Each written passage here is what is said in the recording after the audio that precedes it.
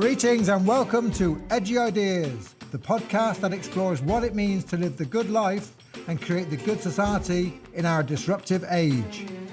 My name is Simon Western, and I will be talking to invited guests about diverse topics, exploring social conscious and unconscious dynamics and desires.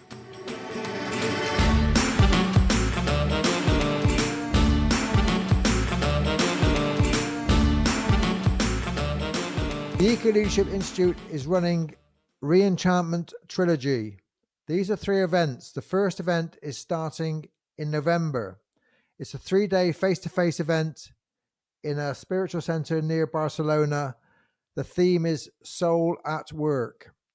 We're going to create a small faith community and explore our spirituality and how we bring our souls to work. It should be a very beautiful event. We're going to run that, and then next year we're going to run 2 other events, one on the ecology and the environment, how we work and live in our ecosystems, and then the third will be creativity in the city. So if you're interested in our first event, Soul at Work, get in touch with me at the Eco Leadership Institute. It's 8th, 9th, 10th of November in a small town, Reus, near Barcelona. Look forward to seeing you there. Welcome everybody to this edition of Edgy Ideas podcast. Today, my very special guest is Gabriella Braun. Gabriella is a director of Working Well, a consultancy firm using psychoanalytic and systemic thinking to help leaders and teams. She has consulted to numerous clients, including the British Library, Tate Galleries, NHS Trusts, schools and universities. Gabriella holds a master's degree in consulting to organizations, psychoanalytic approaches, and she was a principal consultant at the Tavistock Consultancy Service. Gab is also a successful author, and her recent book, All That We Are, Uncovering Hidden Truths About Our Behaviour at Work, is doing very well, and I want to talk to you, Gabby, about your book and your work. How are you today? I'm well, and it's lovely to be here. Thank you for having me, Simon. Very nice to see you. Just to let the audience know that we've crossed paths for a good number of years. We have. We have, so that's good. So tell me, or tell the audience about the book. What inspired you to write it, Gabriella? I was inspired by, I think, 2 things really. One, that I feel that psychoanalytic and systems thinking has so much to offer the workplace, but those of us in the field have traditionally been, and I include myself in that, really poor at bringing it to the mainstream. I think there has been a bit of a view that people needed to come and find us rather than we really went, and we paid lip service to going out and finding them, but I'm not sure we really took it very seriously. So that was one reason for writing a book that, well, it's both reasons. That was the reason that I thought psychoanalytic systemic thinking needed to get out there and get out there more widely. So I wanted to write it, and I wanted to write it with a mainstream publisher, not a academic or a psychoanalytic publisher. Yeah. I mean, you're right that I think psychoanalysis has long been elitist, and there's been a need to democratize it for many years. And the language of it can be off-putting as well. It can be, I think 2 things are off-putting to people. One is people kind of see Freud as something of an old patriarch, and some of his views are contentious. And people don't realize how much psychoanalysis has moved on and moved beyond that. So I think that's one thing. And 2, the other thing, the language can be off-putting. So I was delighted to see the book, and I read David Armstrong's review, and he talks about your passion for the work. I think that really shines through in the book, which is lovely. And I think both you and I share that passion, actually. Yes. And I agree with you about people's thinking about Freud and also the language being problematic for many people. And, it's real jargon unless you're in the field. But also, I Yeah. think not only do people not know how much it's moved on since Freud, I think Freud is under in terms of how he moved his own thinking on all the time. He was constantly evolving his thinking. And I think that isn't really recognised very much. No, I agree. And it's true of most of the great thinkers in psychoanalysis, actually. Bion was the same. Yeah, Jacques Lacan was the same. They all kind of started off on a journey of discovery, and they were never static in their opinions. It was yeah, always kind of making sense of the world as they went, and through discovery and through their client work. absolutely. Yeah, I mean, I often think how delighted Freud would be to sort of examine society today and like see all the things happening. He'd be into neuroscience. He'd be into everything. He'd be kind of all over it. Definitely. Yeah. Do you want to share some of the key themes in your work and in the book? I mean, we bring psychoanalysis to the workplace and we bring systemic thinking to the workplace. What does that mean for you, Gabriella? What it means for me is that I think about and look at and feel in myself the things that we can't consciously get at and aren't being spoken about. They're kind of under the carpet somewhere. And so that's the psychoanalytic thing. I'm very aware of what else is going on. And I Yes. think that probably hopefully comes out in the stories that I've written in the book, that I'm using myself as an instrument, which is a typical technique of psychoanalysis, that the analyst uses themselves as an instrument. And it sounds weird, but I think we can all get better at actually paying attention to what we're feeling rather than dismissing that and trying to go past it. So that's Yeah. something I do. I think with and there are of course typical things in psychoanalysis that have become mainstream now, like people talk and take as an absolute given sibling rivalry in the family, but not in the workplace. And of course it's in the workplace. Why wouldn't it be? So Mm-hmm.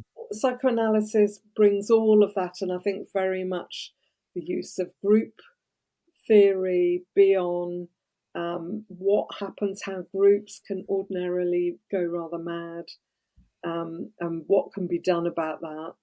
So that's all the psychoanalytic thing, really thinking about yourself, taking responsibility for your contribution to what's going on, thinking about your own buttons and how they might get pressed, and your tendency to try and press other people's in nice Yeah. and not at all nice ways. All of those things I find incredibly helpful, and I find that my clients find them incredibly helpful as well. And then the systems bit, part of that is thinking about the breadth, really, that something that happens in one place has reverberations all over the place, like the butterfly theory. Mm-hmm. That is right, it is butterfly theory, isn't it? Yeah. Yeah. Butterfly bats, it's whatever a butterfly does, and it's felt all over the planet. I might have slightly exaggerated that, but I think you know what I mean. Yes. Yeah. But also in systems theory, I find it really helpful to think about the idea of representation that family systemic Mm-hmm. therapy uses. Like, what does one person represent for a family? And I think in an Yeah. organisation, that can be so helpful. So rather than thinking about, this person is an absolute pain in the arse, thinking about what might this person be representing. I'm not saying they may be a pain in the arse, and I think that's one of the things we have to do, is try and work out what's individual and what's systemic and what's both. So Yeah. they may also be representing something for the whole system, for the organisation, for its wider context. And if you only deal with them as an individual, you're missing a whole heap. So I Yeah, find no, that. that's very important. It's one of the dangers of executive coaching, actually. I mean, I am a coach and I love coaching, but it is one of the dangers. You can kind of outsource person who's the problem or the star of the team to an external coach and not deal with it systemically as a whole. I think it's one of the huge kind of areas coaching needs to address.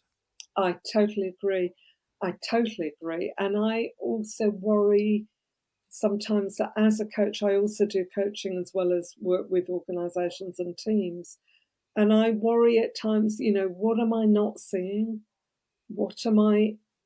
I'm not sure how much we're able to see of the whole system when we work just with an individual. We can try. I certainly do try, but and sometimes I worry that I'm really not. Yeah. Well, there's bound to be limits. I mean, I think one of the great strengths of psychoanalysis and systems when they come together is both these two kind of theories, these methods, these frameworks. They both have a very strong both and. It's like psychoanalysis doesn't say it's conscious or it's unconscious. It's conscious and it's unconscious. We're doubly subjected. So people have an awareness and there's an unawareness, and this happens in individuals and in groups. And what you said about systems kind of made me think again about that, how somebody can be a pain in the ass in the team. Yeah, they do have personal kind of issues, and they can be a systemic problem as well. And if you get rid of that person, then the problem shows up in another person or in another way, because it's the underlying structure and the underlying system which hasn't been dealt with. Yeah, absolutely. And I think the thing that you said about conscious and unconscious, I absolutely agree. And sometimes we think we're aware and we have some awareness, but there might be a whole other layer that we're unaware of. But also, I think sometimes, certainly my experience of my own analysis was that there were parts of myself that I was completely unaware of. Yes. Yeah. That were only unconscious until the analytic process brought some of it into consciousness. Yeah, I just, I mean, I've been in and out of analysis for many years, many years. And, I've started again with a Lacanian analyst, and I guess I've been going for 3 months. I'm kind of blown away by how much, when I lie on the couch, how much kind of just stuff is there, how much kind of memories, how much material. It's just there, and because in our busy lives, our everyday lives, we don't access it, and it does come out unconsciously, kind of we act out. But when you stop and when you kind of free associate and just kind of allow the unconscious to speak, it's amazing just how much is there. Yeah, how rich it is. Yeah. And it can be joyful and it can be painful and alarming and everything in between. Yeah, and that work of free association is I think is vital. I don't think enough coaches do this either, or consultants. I think bringing that frame of not necessarily trying to solve a problem or overcome a challenge or make the team a great high performance team, but just allowing that space to free associate, just allowing things to bubble to the surface. Just what rich material can come from that alone. Yeah. And it can be incredibly helpful for the client, that they might not come to a solution, but they might find that their thinking changes in different ways because of that richness, because what can just appear to them. Yeah, I mean, I think the approach is it's like learning through transmission. It's very much about not there just to solve problems, but it is about a way of being, a different way of listening to yourself, a different way of listening to others with this systemic and this psychoanalytic perspective. It's a different way of paying attention, isn't it? It is, yeah. We attend to things that on a daily basis often get really aren't attended to. No. And when you start doing that, you become aware of patterns. This is again how psychoanalysis and systems thinking overlaps. You start seeing patterns in yourself, patterns, repetitions of behaviors in teams, and this kind of tells us a lot. How many teams, how many organizations get stuck at the same place over and over. Yeah. Without recognizing it, and they take the same path to try and solve it, and then it happens again. And yeah. you need to look and listen in a different way. Can you say something about, you said something earlier, and I think it'd be helpful for people to dig a bit deeper. You said using yourself as an instrument, and it's a phrase we use quite often. Can you say a bit more about that? Well, let me try and give a concrete example. So, thinking about one that comes to mind is with a team quite recently. I started to feel they were fine, and somebody was saying something about something that had been a tiny bit difficult, but it was fine. And I started to feel more and more anxious. And I'd felt okay, but I got more and more anxious, like my stomach was in knots. I was physically feeling Mm-hmm. anxious. And I didn't know what it was about. And in the end, what I did was listen to it, though. I attended to the increasing anxiety that I felt. And in the end, I said that I wondered whether that thing that had been mentioned, that was a tiny bit problematic but was fine, maybe it wasn't as fine as all that. Mm-hmm. Maybe there was some anxiety around it. So I really used my physical feeling of growing anxiety and that knotted stomach. I really used it as an instrument to try and work out what might be going on. And I didn't know whether I was right. I might Sure. not have been right. Um, but I had enough of a feeling within me to at least put something out in the room. Yeah. And it Yeah. turned out that actually the person that had mentioned it, it was a huge thing. It Mm. was a huge thing. Yeah. And it had been pushed away. And then we were able to think about the pain that was involved in it, the reason for pushing it away, the reason other people didn't pick it up, all of those things. Yeah. So for a non-psychoanalytic audience, it's I mean, there's different words for this. We talk about projection or countertransference, but I mean the idea is that you feel, you pay attention to your own body and to your own feelings and your own emotions, and try and separate kind of what's yours. So if you come into the meeting very anxious anyway because your children's sick or something, then you acknowledge your own stuff. Yeah, But when you sit down, you make yourself available and you become a container for the emotions of the group, then you can start reading your emotions as part of this wider system, as part of something coming yeah, from the group, isn't it? yeah. And that's what you just shared, which is very important. And I think it is really important to recognize when it's our stuff. I mean, I did something that is unusual recently, where I was I was in a group.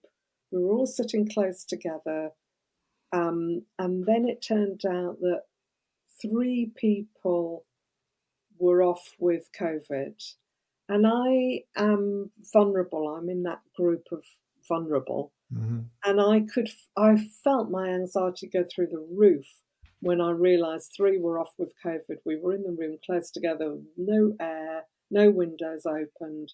And what I decided to do was, because I thought, I can't work like this, I'm too anxious. Yeah. So I actually interrupted the flow of what was going on and said to them, I actually am vulnerable, and I realise I've got very anxious when this has been Mm-hmm. mentioned. Can we open the windows, please? Yeah. And they were so good about it. They were slightly shocked Mm-hmm. and said, do you want us to sit further away? Do you want more windows? Should we open the door? You know, Yeah. Yeah. no, no, it's fine. And then I could contain myself, Yeah. because otherwise I couldn't manage myself. And that was the main thing. I knew I wouldn't be able to manage myself. I wouldn't be able to work. But also, I think there was a risk then of me dumping my anxiety onto them. Yeah. Yeah. So actually, it was unusual for me to say that and to interrupt them. But I think it was okay.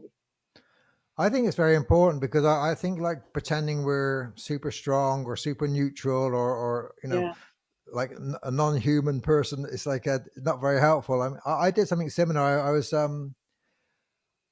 doing some work for the Church of England, and I was stood in front of 40 priests, vicars, from across the country, from all different traditions, all different parts of the church. And I suddenly felt really anxious. And I actually quite like public speaking. I'm it's something I've got used to, and I kind of enjoy the engagement. But this time it was like, what's going on? Yeah. And I felt the same. I thought, well, I can either just pretend it's not there, or I can say, this is happening. And so I shared it with the group. And what's really interesting is, one, we kind of had a dialogue about what it might mean. And actually to be in front of 30 or 40 priests is quite intimidating. And it allowed them to start to share about how they hide behind their roles, or how they get so many projections upon them.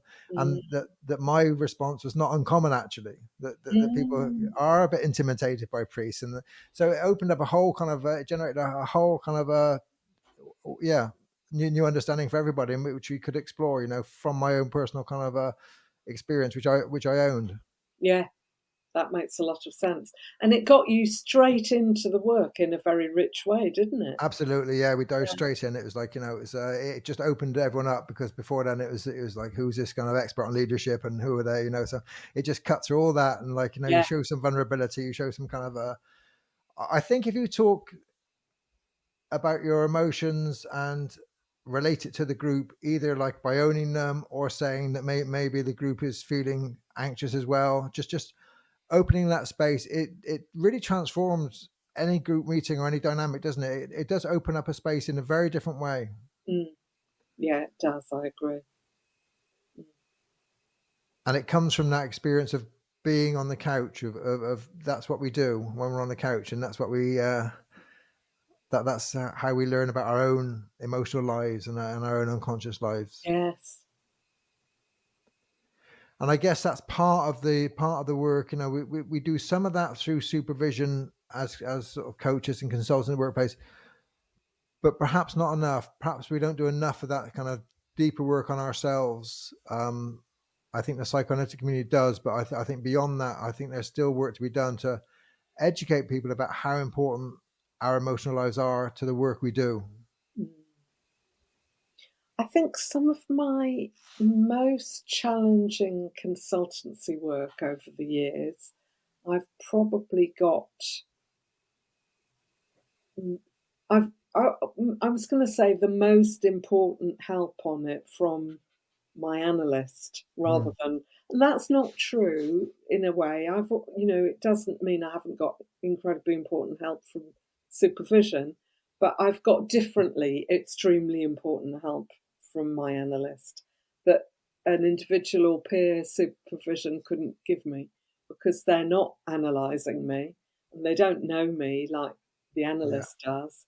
But the analyst, without ever becoming a supervisor, knows exactly and can go straight to the spot that they recognise as being touched in you or in me.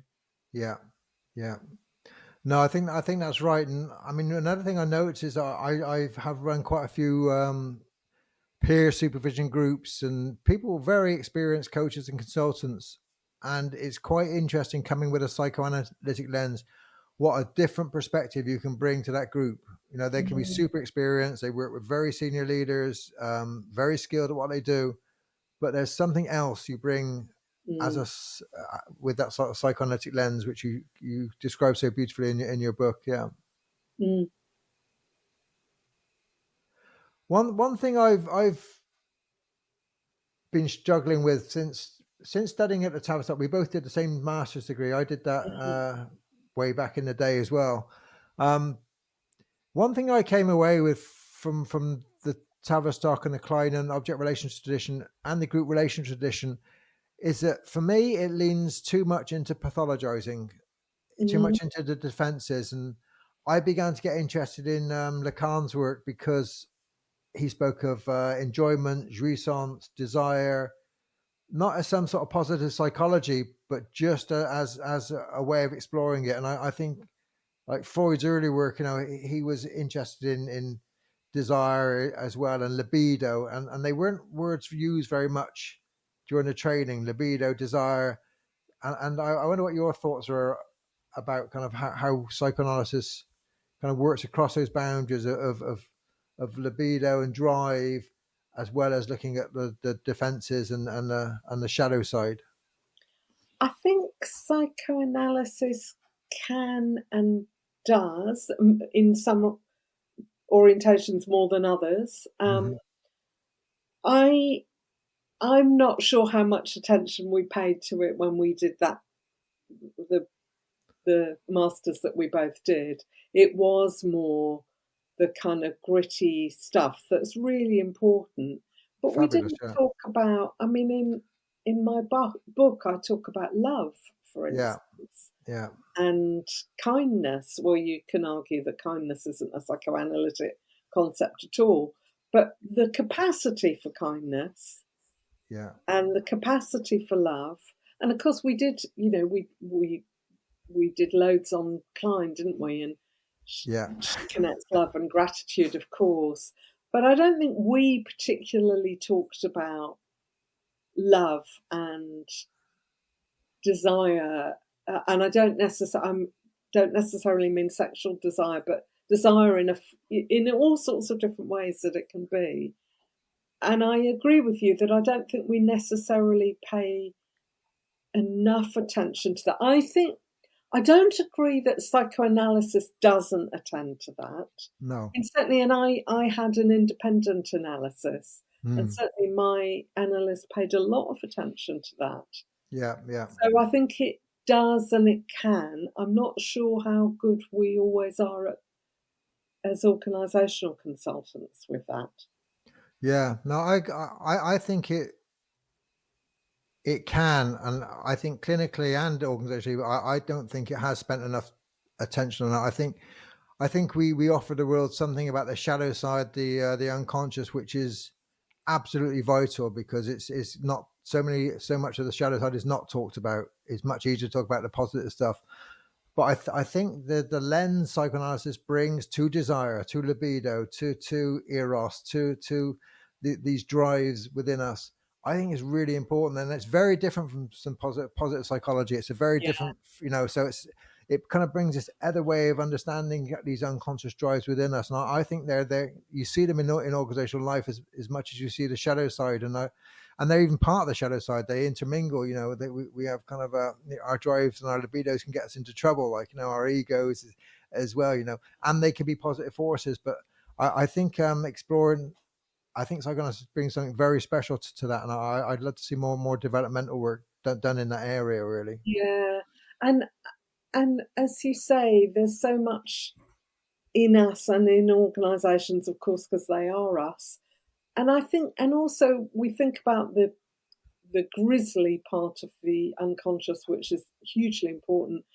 And the unconscious can have lots of beauty and love Mm. and joy in Yeah, it as well. yeah.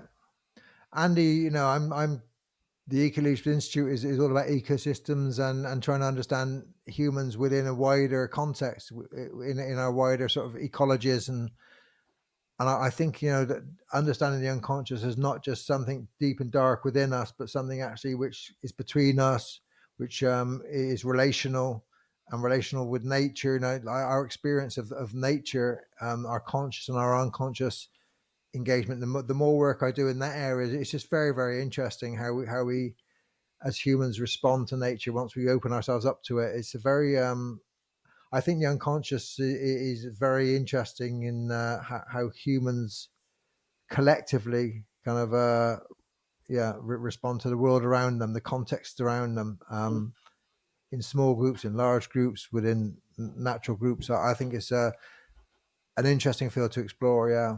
Mm. One of the things that I think we get very fearful of, and I think it is very problematic, is how do we deal with some of. I mean, I'm so aware of what a difficult time in the world we're at the Mm. moment, um, and how do we deal with that in organisational life?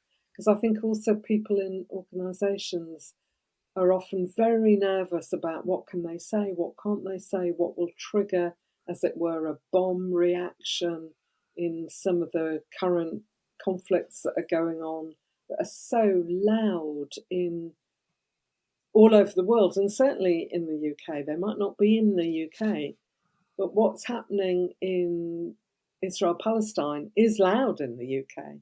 People Yeah, are very anxious yeah. about what can they say, what can't they say, what will happen if they say something. And I think we maybe sidestep that as well Mm. as consultants, really, and need to think more about what we do about that.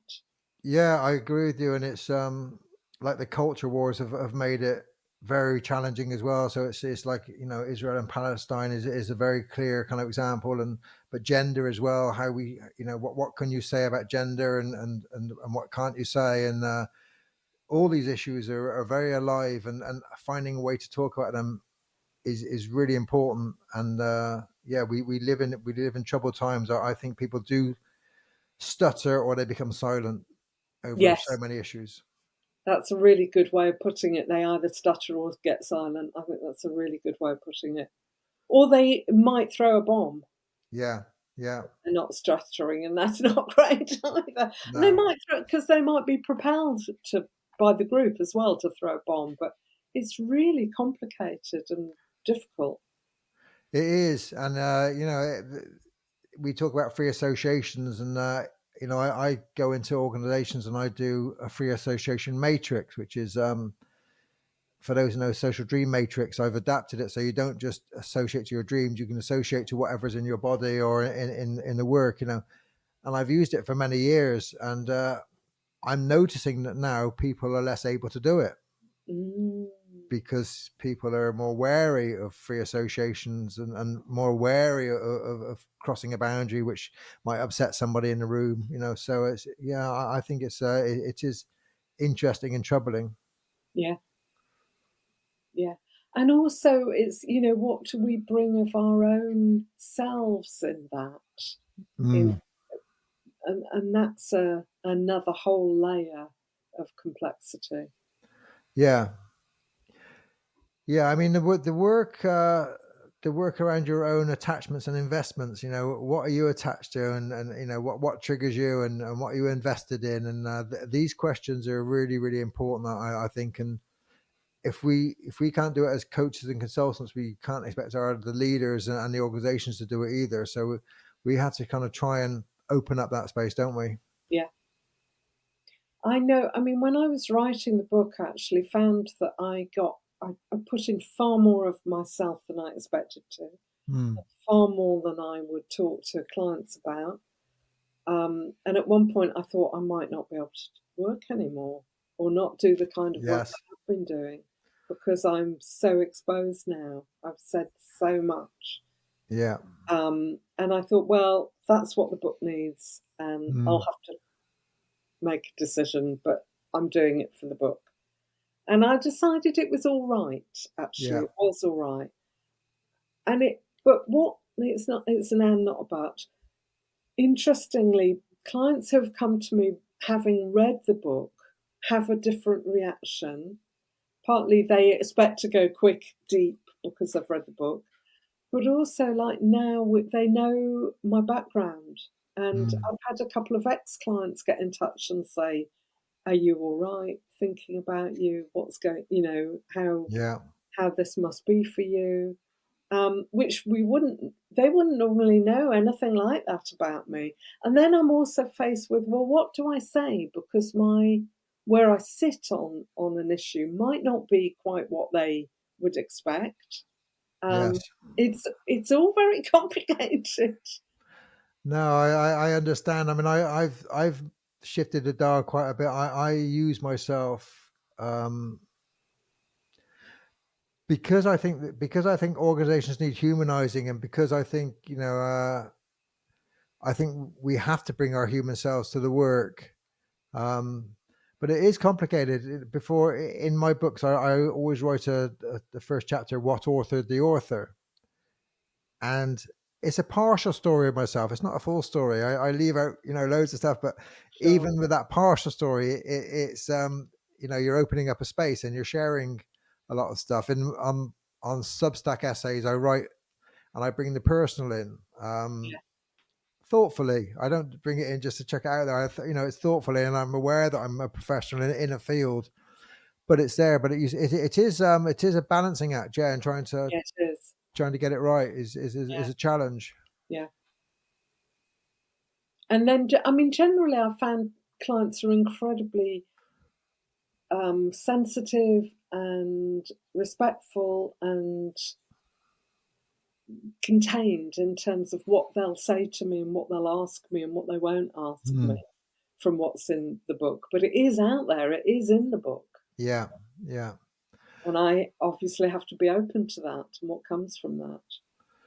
yeah. I think there used to be when I did my early days training as a person centered counselor was the first masters I did in Keele University, and it was this sort of non-positive regard, and you had to kind of have this sort of neutrality about yourself. You're non-judgmental, which means you couldn't, you wouldn't do an interpretation, or you wouldn't kind of step into a space. And I always found I could understand where Rogers came from, and I think he moved the field a lot in the 50s. I think he did some very good work to open up sort of therapy to a much wider audience who went into schools and things. But I do think it was a problematic where like psychoanalysts used to be a neutral kind of voice sat behind the couch in silence, a very dehumanized kind of position really. And I think there is a move to try and bring the humanity back into it. I mean, I did a podcast a few years back now with Gian Pero Petrogelli, and he brings love into his work a lot. He takes a psychoanalytic stance, but also brings love and and him and his wife, they're writing about their relationships, which is interesting, and bringing that into the public sphere. So you can see, I think people are realizing there's a real absolute need to humanize the workplace, particularly in a sort of a digital age. Yeah, yeah, yeah. And then we have to keep thinking. I suppose I often think about working at the boundary, so you're not saying there's a boundary out there and I always stay on the right side of it. It's sort of going up to it and constantly thinking about what is it and what is keeping within the boundary and what is overstepping the boundary. So it's never easy. It's constantly rethinking it and looking at it and questioning myself.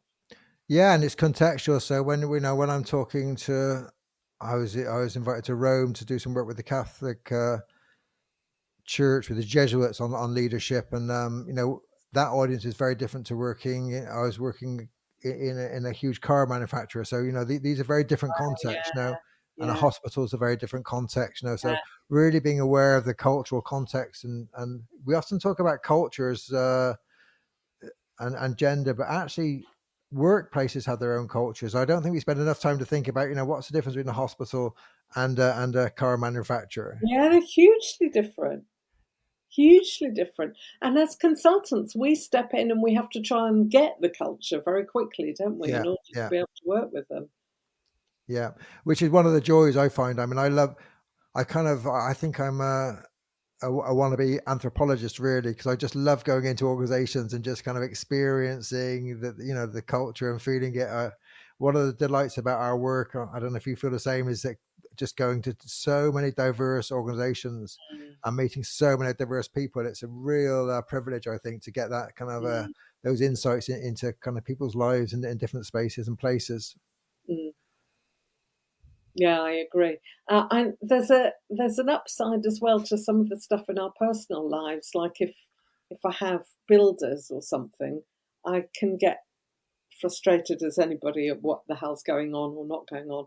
But also I get very curious about how they work as a team, what seems to hold them together, what doesn't hold them together, where the authority lies, how the authority's used, all of that. It brings a whole other level to how you're interacting or how you're going through the process, not necessarily how you're interacting at all. It might not change that at all. But I think it changes how you think about the process. Yeah, no, it creates a whole level of a different level of interest. Like I find it hard to go into a restaurant without kind of looking at how the team's working together and the Yeah, vibe. You know, yeah, you get this kind of feel, this sense of, is it a bullying restaurant? Is it a kind of loving restaurant? Is it, yeah, what's happening there? Who's the yeah, boss?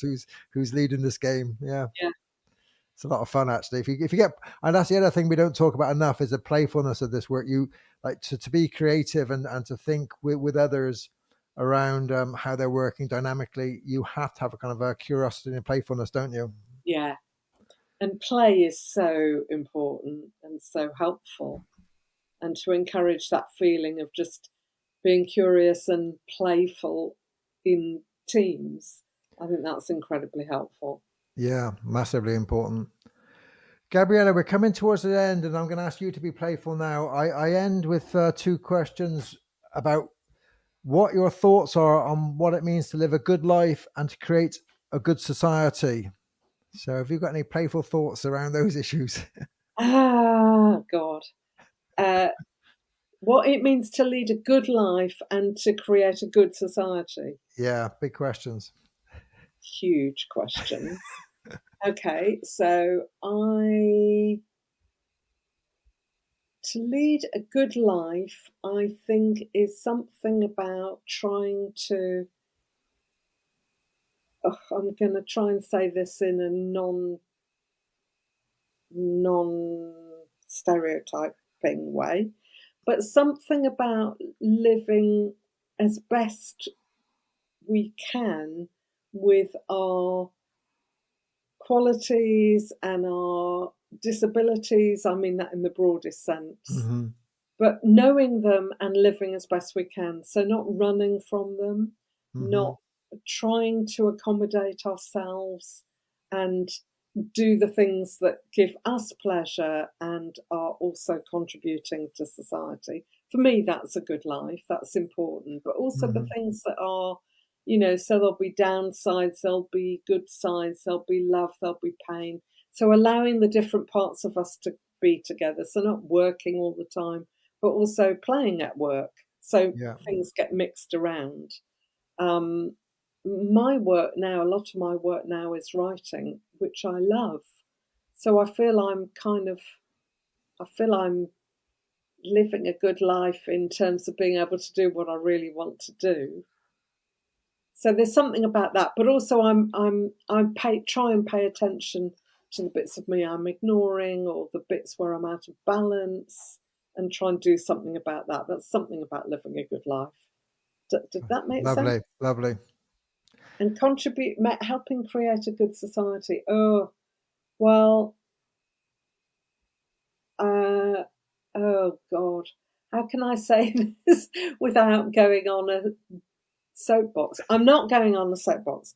I'm currently trying to write a novel, and to me, it is all about contributing to trying to help in a tiny bit. I know it's tiny bit, trying to contribute to something a bit better in society. It's tiny, but it's the way that I can contribute, and it matters enormously to me. Yeah, yeah. So I'm trying to do it. And I'm doing it also by talking to loads of people. I'm doing research. I'm talking to people I wouldn't normally talk to. I'm talking to people who are very different. That's part of it, and that to me increases my understanding of otherness Hmm. and difference, and maybe helps reduce conflict a tiny bit. Yeah. Well, I hope this podcast has added a tiny bit with our contributions and our sharing. It's been a really pleasure to have you, Gabriella. Oh, Thank it's you been so a much for pleasure sharing to everything. talk. Been a great pleasure to talk with you, Simon. Thank you. Take care. Bye now. Bye.